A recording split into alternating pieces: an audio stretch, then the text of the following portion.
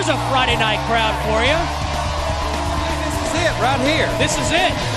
Hey, guys, I was sitting there looking a minute ago. We got a guy that started in February, and he's ending here in November down here at Homestead, Miami. Trackside live, baby.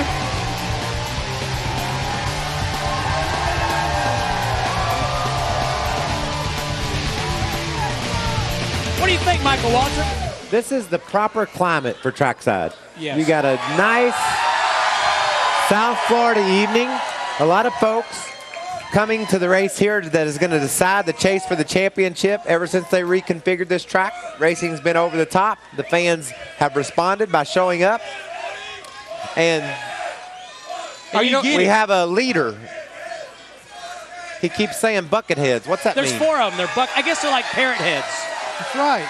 And you know what I believe these people want us to do? What's that? They want us to get her done. There's the bucket heads. I don't know about you, Rusty Wallace. I'm all for palm trees. I'm wide open, man. I'm loving this atmosphere just like you are. I can't believe all this. What is this, Larry Mack here? What's all these Sharpies up here, Larry? What this is. Look at this. All these imposters out there. This is one of the biggest crowds we've had, guys. Yes, it is. This is great, man. Hey, I tell you what, we are going to have a quick appearance by Kasey Kahne. 2 truck races, 2 wins, the defending champ of the Busch Series race. Here he is. Go ahead, Michael, do it. This man can drive. We know that. And absolutely. He's cute as a butt. They pretty little thing in it. Look at him. I wished he was my brother because I would like to just hug him. Hey, congratulations, buddy. Congratulations. Good race, man. You better get on here and defend yourself. 2 Michael's in a row. talking trash. What's that? Michael's talking trash. You're the first dude to ever start 2 truck races and win them both. Can you read lips? Because I bet you don't hear a word I'm saying because you don't have your head thing on. That's a good record. That's pretty cool. When are you going to start your 3rd one? I don't know. I didn't even know I was going to start this one until this week. So, last week we won at Darlington, and, this week we decided that Ray let me do it again. So Well, it was, how did the truck cool. deal come about with Jim Smith? Well, I saw Jamie going and racing it, and Michael always talks about how much fun he has when he races it, Tony Stewart and everybody. So once we missed that top 10, I just wanted to see what it was like. I wanted to drive one, and I called Jim up and, asked him if he'd let me drive his truck. Well, how soon into the race today? You marched up through there pretty good. How soon into the race today did you realize you probably had something for them? I felt like we were going to be pretty good when I went into turn 1 the first few laps and was pretty loose. And as it kept going, we got better and better and better, and we brought the track bar up a couple rounds one time, and that was it. So yeah, when you start the race and you're pushing the first lap, you're like, man, this is going to be a long day. You're in trouble. But if you're a little free, that fuel burns off, that baby's going to get right. How difficult was it to see? We talked about it on the broadcast all day today. How difficult was it getting into turn 1 as the sun began to set here at Homestead? It's tough. I mean, you really have to focus. You can see the little bit of difference between the black, where the cars are, and then the gray. And I mean, just kind of look at that and then look for the white line on the bottom, and it's tough to do it, but it kept working down the straightaway, and pretty soon you could see it getting into the corner. You just couldn't see all 4. What makes you be the high side guy? I mean, you won the Busch race here last fall, running right around the top. At Darlington, it bit you in Saturday morning practice. You spun your cup car out because you were trying to run around the top, which then you won the truck race that night by running around the top. How does that come to be, you think? I don't really know. I don't know what it is.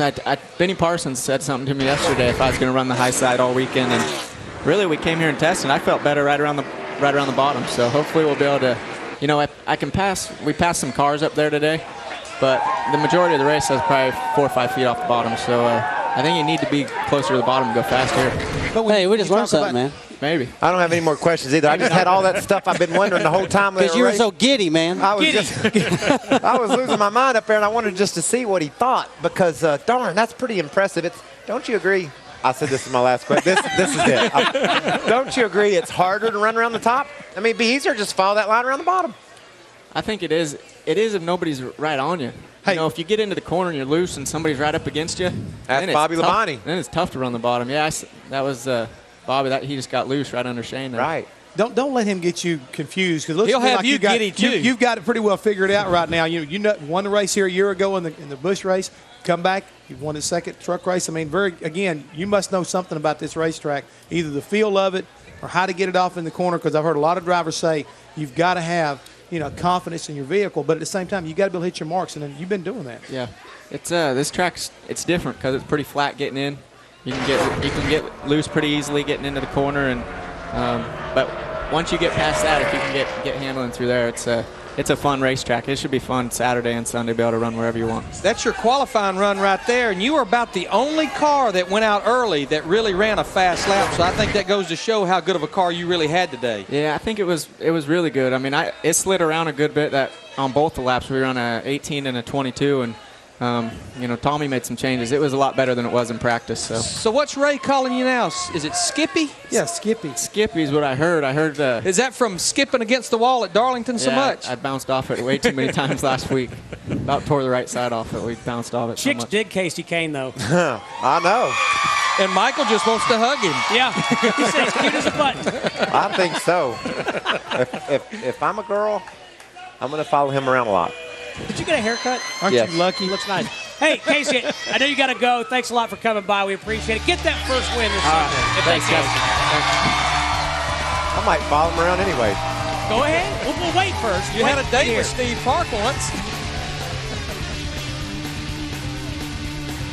Trackside is brought to you by Gladiator Garage Works by Whirlpool Corporation. Gladiator Garage Works. It's time to rethink the garage. By Enterprise Rent-A-Car. Pick Enterprise, we'll pick you up. And by Miller High Life. To live simply, proudly, boldly, manly, this is the High Life. Welcome back to Trackside at the Homestead Miami Speedway. Michael Waltrip has his South Beach shirt on. I like that sign. I came from Alabama to meet my next ex-husband, Elliott Sadler. Does that mean she's encouraged? Yeah, I think she's looking forward to that. But let me tell you what happened as Kasey walked off the stage. A collective sigh went across the audience. All the ladies were like, oh. Led by our two beautiful speed girls. Ashley and Summer. Ashley and Summer were whispering and pointing when he was walking off. I said, I know what that's all about. Yeah. Well, before we introduce our next guest, let's show Ashley and Summer. Can we do that? There they are. Because they've done a great job for us. That's the side we see of them every week. Right. There they are. They get on the stage and throw stuff out to the crowd. So They've been with us, I think, ever since about. Well, Summer was in Daytona in February. Yeah, and then especially I think all of them were here since about mid-May. I want to know what are you wearing a cowboy hat That's for? the Jeff Hammond look. Huh? That's the Stay Jeff right Hammond down. look. She's president of the Buckethead Fan Club. Hey, right now. Look at that lyric, man. I never looked so good. I can tell you that right now. Okay, Jamie McMurray has clinched $1 million. He will finish 11th in the 2004 point standings, and he joins us here on Trackside. He is the driver of Chip Ganassi's Haviland Dodge, and he also drives Rusty's Duraflame Dodge. Got Rusty his first win as a car owner. That had to be pretty cool, Jamie, getting you the win. That felt so good. I'm still on a cloud nine over that one. That car ran so good last weekend. He was flying, man. When you started out this year, I think everybody was impressed with what you put together. You had a team there, obviously capable of winning races, and then this cat here got you in victory lane. Yeah, and it feels good, too. He did. Look at his hair. And was he there? got Was the he there waiting in victory lane for you when you pulled in? He was. He Clear. had his Miller Lite jacket on, and I tell you what, I was about as excited to win that Busch race as what I've ever been. It's really cool getting to drive for Rusty, and I knew that he was going to be excited. Anytime you make somebody that excited, it makes you feel good. I was the first one there, man. And Rusty, it comes at a racetrack that you've never made it to victory lane with the Nextel Cup car. No, I have not. I've come close many times, but never got it done. And as a car owner, it felt really good to have our car sitting there because we built this team from scratch, and 16 races were in victory lane. And Jamie, the beginning of the year, you were not running any Busch races, and I talked to you about 5 or 6 races into the Nextel Cup season, and I think you were kind of lonely not running Busch races, and then all of a sudden you're back running Busch races, and you've won 3 Busch races this year, all in different race cars, which is a big tip of the hat to you. And let me add, he won a truck race with a different owner as well. So he's put 4 owners in victory lane this year, so that's and pretty he's cool. finished in the top 10 in 11 of the last 13 races. And he's guaranteed $1 million by finishing 11th in the points for Chip Ganassi. What happened there, Jamie? I think Robbie was racing his teammate a little hard. He said, open the door, and you just took advantage of it. Let me go. That was a big door right there, wasn't it? Yeah, it's been a really good year for me. Getting to win in all those different cars. And obviously, it was disappointing not making the chase, but the fact that we were able to get 11, that was pretty cool. But let me ask you this here. They talk about all the different car owners you've won for. I don't like looking at that stuff. I don't like looking at that. It's cool. You can't ever get enough of it. But what does Chip and Felix have to say about all this? Because I know they're going to say, well, you won for Jim Smith, you won for this guy, you won for this guy. When are you going to win for us? You know what? I'm trying really hard, and we came really close last weekend, and we've been close a lot of times. It's so hard to win a Nextel Cup race. And I was watching something earlier where Jimmy's won, 4 of the last 5 or whatever. And it's just amazing to see when somebody gets on a roll, what they can do with that. What do you think about the different hairstyles you've had over the years? Do you like the one you have now? I don't know. I don't pay attention. Everybody thinks I work on that a lot, and I just throw some goop in and I go. But, Jamie, I watched you there with Chip Ganassi, and I watched you and Donnie Wingo roll the dice a little bit last week. And Donnie had told me about halfway through the year that Chip was somewhat on you guys about not gambling, not getting out on the edge maybe as far as strategy or pit calls. And y'all obviously showed you're not afraid to do it last week at Darlington by staying out. If we could have just had 3 or 4 other guys stay out with us at Darlington, we would have won the race. I mean, there's no doubt in my mind. Just because when you line all those guys up on the inside and they have new tires, it's so hard to pass. And with 20 laps to go, our car was good. Our tires weren't that old. But Kasey was the only other car that stayed out, so it didn't work out for us. But you have to take a chance every once in a while in racing. And I think everybody was impressed with how you were able to drive away from them for a little while. I mean, you put yourself in a position to win the race. Yeah, we were definitely fast enough. It's just, Jimmy probably had the best car, or Jeff had the best car, and we had like a 4th-place car, so we really didn't lose anything from not gambling. Man once told me, if you follow the leaders, you'll follow the leaders. Probably so. Hey, Jamie, I was looking here at the stats. I think you've got more top 10s than anybody, or else you're tied, aren't you? It's like 22 or 23 top. That's unreal. It is, and we have not been able to get into victory lane, but every single week we've been able to finish in the top 10, and that's hard to do also. I can remember last year finishing 11th a lot and finishing 15th, and this year we've stepped our program up to run in the top 10. And we hope that next year we can step it up a little bit more. We know where our weaknesses are right now, and we're going to acknowledge those over the winter, and hopefully it'll improve our program. Hey, he is a teammate with Sterling. Did you hear he just sounded like Sterling? He said, I just put some goop in my hair and I go. That's exactly right. He said just like Sterling. You'll be happy to know that I am now saying McMurray. Yeah, and Benny Parsons is getting it right too, so that makes me feel good. But I won't say man, oh man, oh man. Sterling we need to go to break. Sterling say, all right. All right. It's good. Here's one of our finer moments from Phoenix International, Senor Hammond. It's Pedro. Michael, you liked that outfit, didn't you? He looks confused. What's new?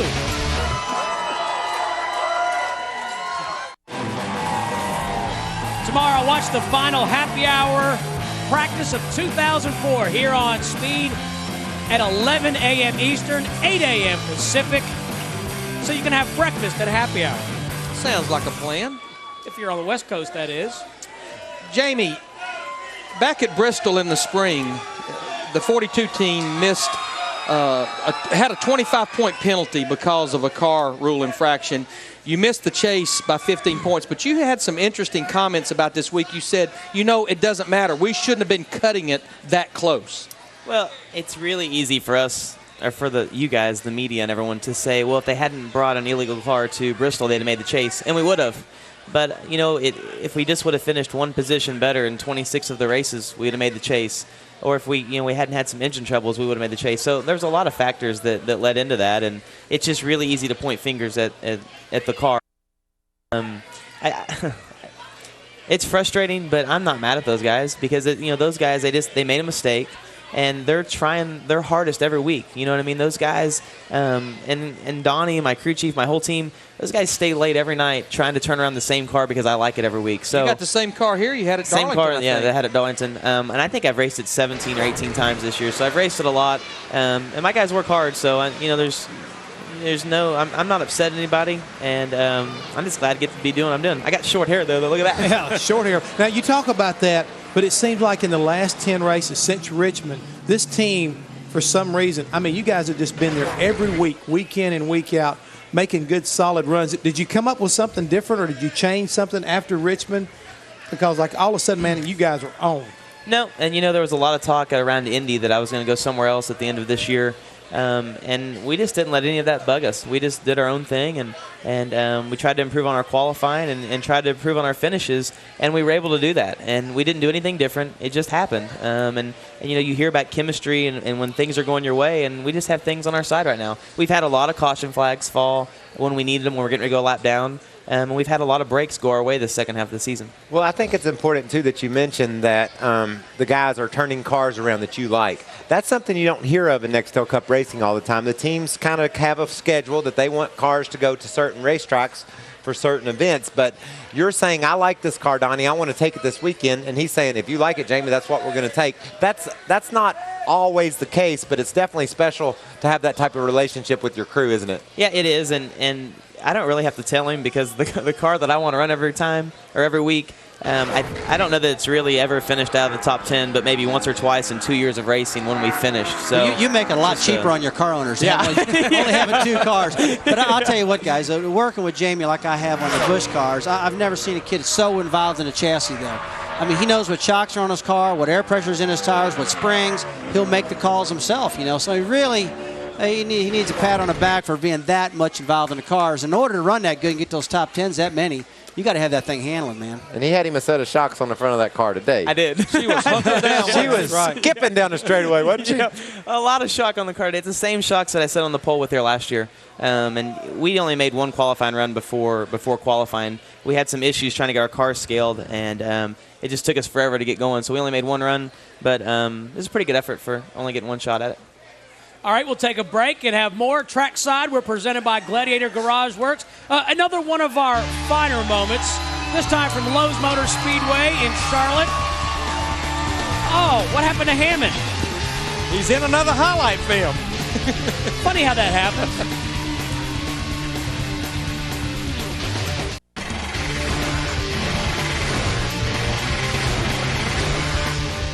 From Mario Andretti to Ryan Newman, for 37 years, one driver has been honored as the best of the best. Speed Channel's Driver of the Year. In 2004, this impressive list of winners will grow by one. Who will it be? This quarter's nominees: Jimmy Johnson, Dale Earnhardt Jr., Martin Truex Jr., Ryan Newman, Tony Kanaan, Tony Schumacher, Sebastian Bourdais, and Steve Kenser. Log on to speedtv.com now and cast your vote for Driver of the Quarter. And welcome back to Trackside. We are presented by Gladiator Garage Works. Jamie McMurray is still with us. And now it's our privilege to welcome the 2004 NASCAR Craftsman Truck Series champion, Bobby Hamilton. Woo! All right. He is who I was for. I like Bobby Hamilton. He's traveled this road for a long time. And to get the championship. Michael Walter. I'd have slapped you. Yeah, he's lying. I watched. Well, the Bobby, race. I sat there and saw the charts. I mean, he's trying to jump on your bandwagon right now, Bobby Hamilton. Listen, this is the truth. I wanted you to win that championship so bad because I know what you put into it. He wanted you to win it. He just didn't pick you. I picked guys that drove Chevys. I'm a corporate guy. It's okay to be politically correct, but I want to know, you asked him about different hairdos. How could you ask that? Well, how many? I've seen like 40 different ones on you this year.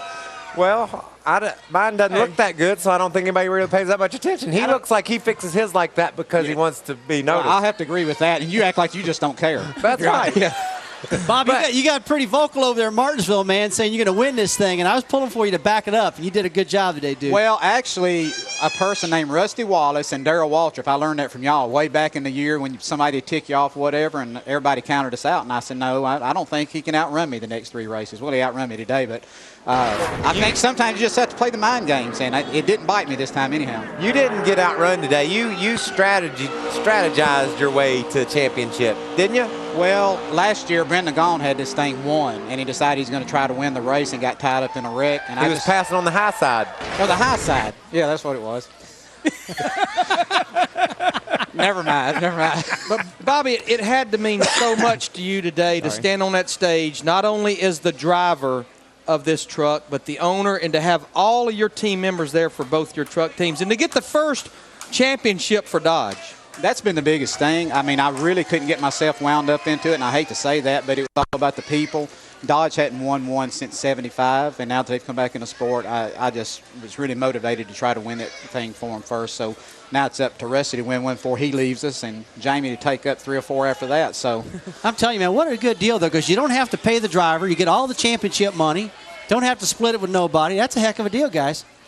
I'll find something to do with it. I can promise you that. I can promise you that. You know, you kept saying it wasn't that big of a deal to you, but you had a lot of weight on you. You know, you were racing for those 40, 50 people that worked for you. You were racing for Dodge. You know, you had all that responsibility that you were shouldering. And so to go out and win the championship and get it done, now you've accomplished it. I bet you over the next couple of 3 months, it's going to be the most special feeling in the whole world because you're the quarterback. You're the guy that took all those folks to the promised land. Congratulations. Thank you. You know, I have a philosophy that I never even told anybody, and I tell my people about 3 times a year, I said, it's about the 3 Ps. They was like, what do you mean 3 Ps? And I just walked by and walked right on the message board, 3 Ps, and I said, people, product, and performance. If you don't have the first 2, you don't have the last one. And when we started doing all of our stuff in-house, they just buttoned down. And this truck that I had here has run 18 races this year out of the 24. And they just keep turning it around. Remember that old car you used to have it? We kind of heard that. We heard that earlier midnight all tonight, the turning time. cars around. Yeah. It must be something one of the Dodge boys. And McMurray, he's only got 2 cars. Yeah. 2 cars. Can you guys smell him? I told him backstage, I said, God, you stink, because he smells like champagne. But when he walked out here, I was thinking, I thought, I hope I smell like that tomorrow night. Yeah. It's not, tell him what happened yesterday. Yeah, I told Rusty and I were standing after practice. I said, you smell beer? And he was like, I said, it smells like stale beer. And it was my suit from last week, and they didn't get it cleaned good enough. And when I started sweating through it, I was like, it stinks. Bobby, you had some special family members in the championship trailer today. You, of course, had Bobby Hamilton Jr. and his wife Stephanie, but you had a real special family member there with you that you were awfully proud to have there. Yeah, that was pretty cool to win this thing and have the grandbaby there. She's 4 weeks old, so they popped in with her. I couldn't believe it. And through all that hollering and everything, she never whimpered once. And I think she even liked the champagne, so that sort of scared her. She's probably sleeping good right now. Oh, I guarantee you. We'll have more with the 2004 Truck Series champion Bobby Hamilton and Jamie McMurray when Trackside continues from the Homestead at Miami Speedway.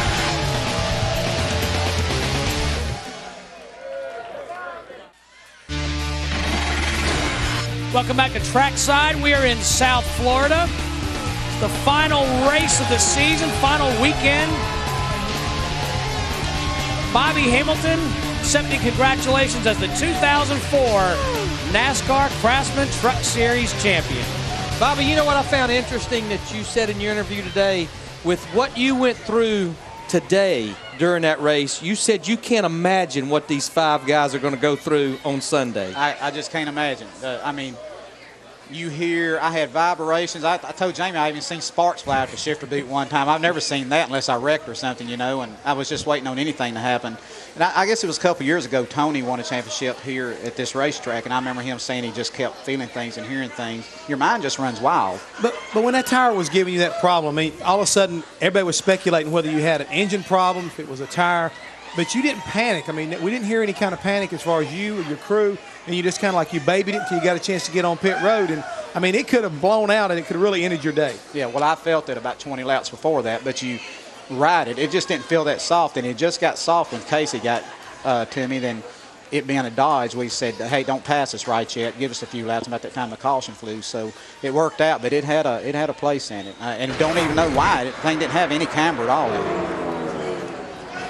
You covered all those types of bases with your setup going into the race, huh? You didn't run much camber. You were very conservative with everything you did, knowing you just need to have a decent day. Well, I think it's just another thing that you do. You sit there and say, well, it's going to run a couple tenths faster with camber in it. Take it out. You know, we've been doing that the last 2 or 3 weeks. So. And then last year you came here 7th in the points and you dominated. You won the race. How much different did it feel coming here this year mentally for you as opposed to coming here a year ago? It felt sort of frustrating. At times we got back there and he was like telling me the leader at the end of the race was running whatever it was, and then I dropped down there and run a lap one time and I run like 4 tenths quicker than the leader, and he was like, okay, I got your message. I just wish we could use that a lot, you know. So but I don't know, you know, the crew chief makes a lot of them decisions. Danny Rollins does, and he keeps his people in line, and we got a couple of in-house engineers, and you know, when you start doing your own stuff and you get a good handle on the program, the truck will about talk to you and tell you what it wants. And you'll know how to be aggressive with it and run fast. If you want to take your time with it and be there at the end, you know what to do there too.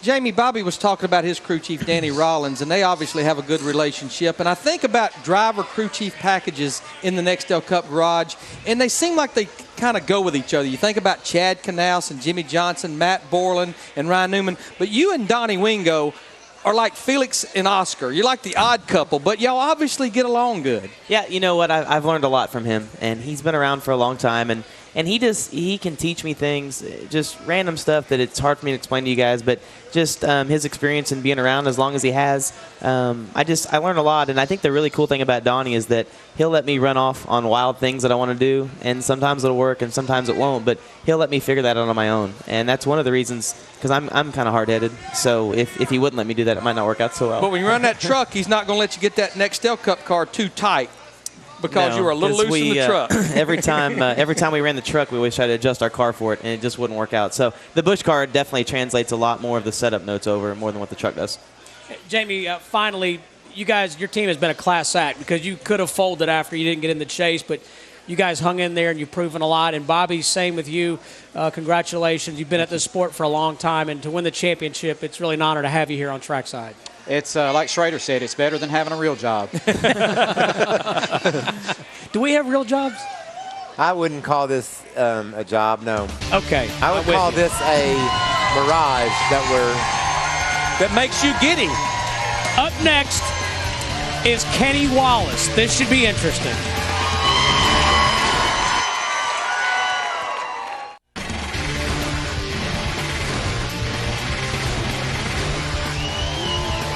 Welcome back to Trackside. Our fans have been catching mugs and beads and free T-shirts and swag, buckets. They're having a good time on our final 2004 show. Can you believe this is the final show of 2004? Where did the season go? I don't know. I have no idea. I'm still trying to talk Rusty out of retirement. I thought about it. I have. I was scratching my head today, sitting all by myself, said, I'm making the right decision here, because I'm really liking this racing. You know, what am I doing? Am I a nutcase? But you know, at the end of next year, maybe I feel different.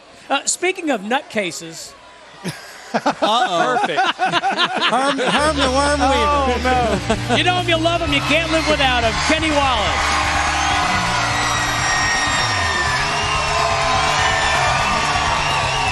Hey, Rusty, I heard you call me a nutcase. I did. Was he shy? Was he always this shy when he was young? He was always shy, yeah, all the time. Couldn't get much out of him? No, it's about the last 5 years that he just took off. He started hanging around Michael, and all of a sudden this happened. But you know the good news, for about a month or so at some races, we've been talking about you doing double duty. You're really going to get to do double duty now this weekend. You made it, man. You know what? Let me tell you something. I am so thankful to this man right here. He had a cup car. He bought some cup cars and had a vision. And we're crawling before we walk. Here's the Aaron's Dream Machine. We came down here a week ago and had a horrible test, and learned a lot. And I thought I was going to be in with no problem. We were 31st quick and happy hour. And then all of a sudden, I went out early. The track got really fast, and everybody started beating me. But 3 1,000ths of a second to be exact. And you know what? I'm thankful for it. Is I look on this sheet, and see, I would have went home, but I made the race. That's what I tell everybody. I'm like, okay, you slid in there. I said, well, I'm very thankful. I think Jimmy Johnson took a provisional.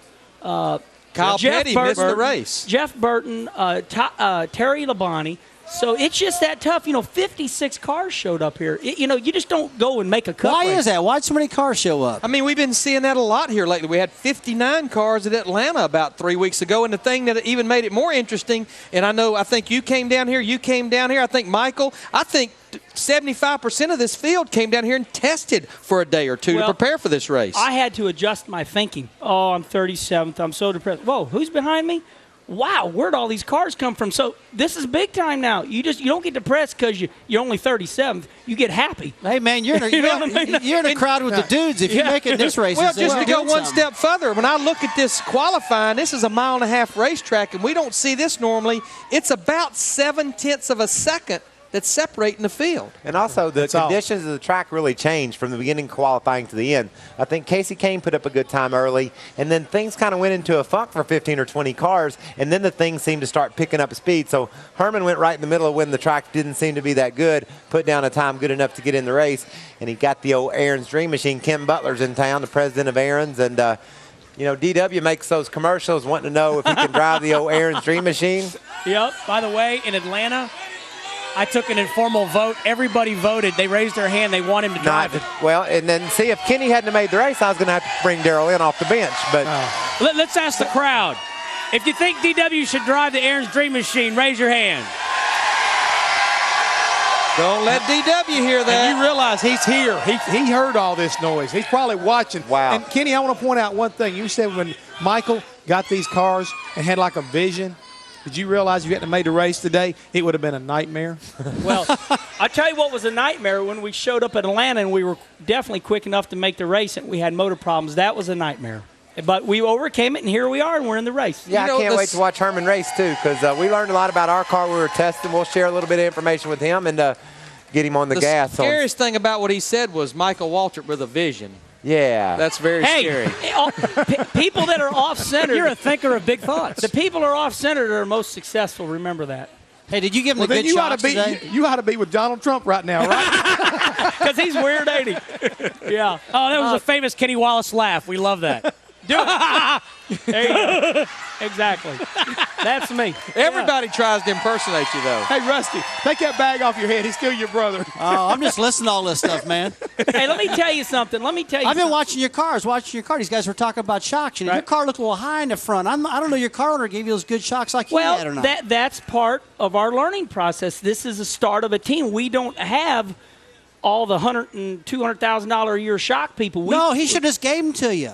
Well, yeah, but or your brother could have. He could have brought you some down. Let me tell you something. When I go to my brother Rusty and I say, "Hey, give me your shocks," you know what he says? "Oh no, you can't have my shocks because they're made special and nobody else can have them. I can't share any information with you." I'm like, you know the reason?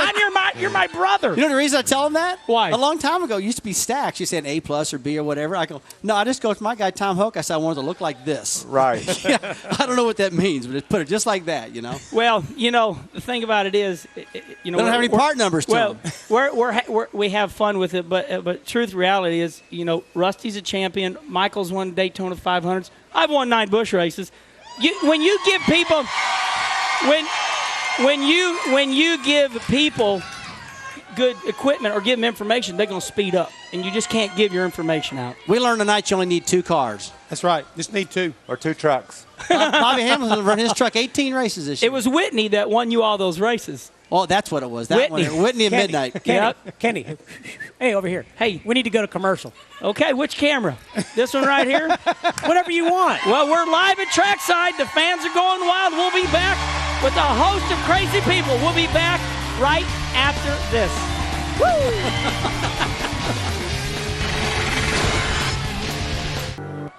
And welcome back to Trackside. We're done RVing for 2004, Larry Mack. Put it away. The hot tubs and mothballs. Hot tubs. Winterized RV. We'll have to wait on Daytona Speed Weeks 2005, which is only 93 days away. But we're not through 2004 yet, guys. And Kenny, right now you're 9th in the points as far as the Busch Series is concerned. Can you hang on that, or can you move up a little bit? I got to finish 35th or better. And, I'm glad you bring that up because at the start of the year when we did that NASCAR 360, one of the shows was my car not making the race, not having any provisionals. If it wouldn't have been for me getting with Stanton Barrett, per Michael Waltrip, when I was at home soaking in my sorrow, he called me up and he said, get a car and get in that race. That was 116 points.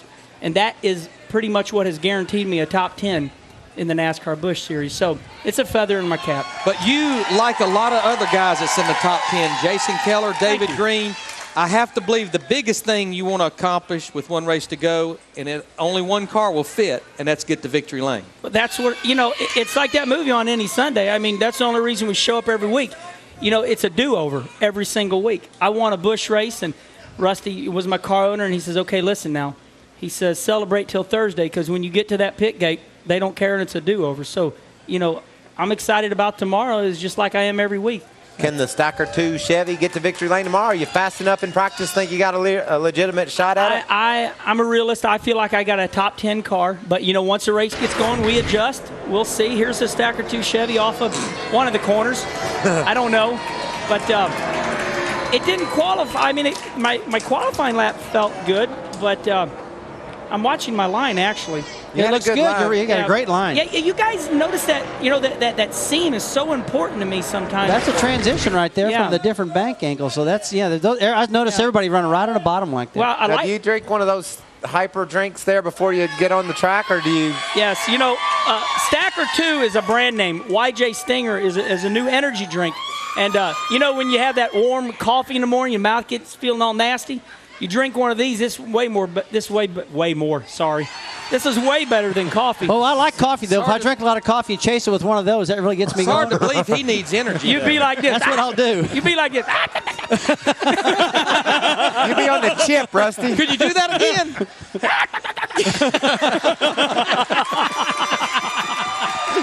Oh, our thanks to the shy one, Kenny Wallace, a broadcast professional, I might add. We'll be back with more here on Speed. Hey, make sure you catch the final pit bull of 2004, Michael Waltrip's favorite show. Probably the final pit bull forever. According to Mike Mulhern, it is. Well, you can only hope. I know a lot of top brass don't like it, man. I don't like it. All I do is a lot moan of them and hate whine. it, Rusty, you did something interesting before Trackside. Oh, I had a blast a little while ago. I was up with the Drug Enforcement Agency and their Sikorsky's, the Homeland Security people. They took me all through the water, 20 foot off, chasing boats and showing how they catch the drug runners and all that type of stuff. Those guys got a heck of a job, man. And, boy, they deal with some bad actors, too, out there. But I had a great time. They took me out, showed me all that stuff a little while ago. That plays right into your hands because you really love flying, especially in helicopters, right? Oh, yeah, we were on the water just getting it, man. And the technology those guys got, trust me, people, don't get into drugs because these cats will catch you. They mean business, don't they? Yeah, they mean business.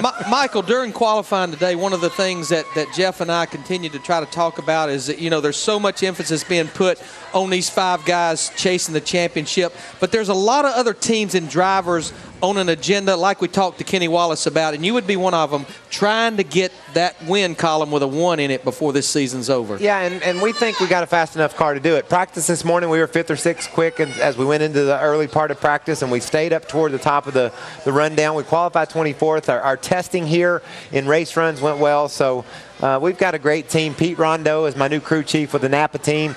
We're all set to make a run at them on Sunday and hopefully run up front. Me and Rusty ran 4th and 5th all day long here last year on the new track, and I blew a right front tire and crashed. But I remember me and you chasing each other around all morning long or all throughout the first half of the race. And I love this track. I love the way it's shaped, and I can get it done. Speaking of running, I know you and Rusty have to go to appearance, and on behalf of everyone, I want to thank you guys for joining us on Trackside this year. Michael, you've been so much fun to do this show with, and Rusty, thanks a lot, man. I've had a blast with you guys. I've done 6 or 7 shows. I guess we'll do some more next year, and you guys are great. We've had fun. I hope all the fans enjoyed it. All right, man. They did. Great. Rusty's Until next year. I've been so much fun. Yes. Rusty's been so informative. So we make a good combination. And you brought the gourd blower. He's been giddy, and he reached puberty on our show. He did. That's exciting. Woo! Thank God. Trackside is brought to you by Gladiator Garage Works. Own the best garage on the block. Gladiator, it's time to rethink the garage. By your neighborhood Ace Hardware, the helpful place. And by Domino's Pizza, the official pizza of NASCAR. Hey, thanks to all of you at home for supporting us here on Trackside this year, and to the great fans here at the Homestead Miami Speedway.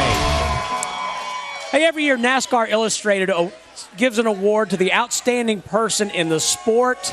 It's a great honor, and earlier this morning, Mike Joy talked to some of the recipients of that award.